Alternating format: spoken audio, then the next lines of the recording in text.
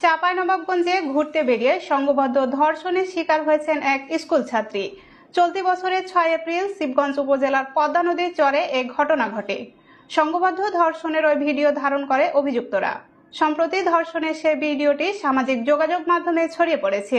এ নিয়ে চলছে সমালোচনার ঝড়। প্রথমে ভুক্তভোগী তরুণীর পরিবার ঘটনাটি চেপে যান, তবে ধারণা করা ভিডিও দেখে আবারও ব্ল্যাকমেলের চেষ্টা করে ব্যর্থ হলে নগ্ন ভিডিওটি ছড়িয়ে দেয়।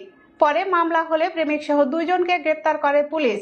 গ্রেপ্তার দুইজনই আদালতে 164 ধারায় স্বীকারোক্তিমূলক জবানবন্দি দিয়েছেন। ভিডিওটি সোশ্যাল মাধ্যমে ছড়িয়ে পড়ায় জেলায় শুরু হয়েছে তোলপাড়। অভিযুক্তদের কঠোর শাস্তির দাবি পরিবার সহ সুধীজনদের। চাঁপাইনবাবগঞ্জ থেকে আসিকুজ্জামান সোহানের ভিডিও চিত্রে বিস্তারিত জানাচ্ছেন আরফিন ফারহা। পুলিশ জানিয়েছে, ধর্ষণের ঘটনাটি গত এপ্রিল মাসের। ওই তরুণীর সঙ্গে আসামি নয়নের প্রেমের সম্পর্ক ছিল। ওই সম্পর্কের সূত্র ধরে শিক্ষার্থীকে পদ্মার চরে ঘুরতে নিয়ে যায়। সেখানে তাকে ধর্ষণ করা হয়। ওই ঘটনায় ভুক্তভোগী তরুণীর মা বাদী হয়ে মামলা দায়ের করেছেন এবং 3 আসামির মধ্যে প্রেমিক সহ 2 জনকে গ্রেপ্তার করা হয়েছে। গ্রেপ্তারকৃতরা হলেন শিবগঞ্জ উপজেলার মনাকষা গ্রামের লুৎফর রহমানের ছেলে ইমন আলী এবং একই এলাকার মোহাম্মদ মুকিমের ছেলে মোহাম্মদ নয়ন আলী। পলাতক রয়েছে জাহাঙ্গীর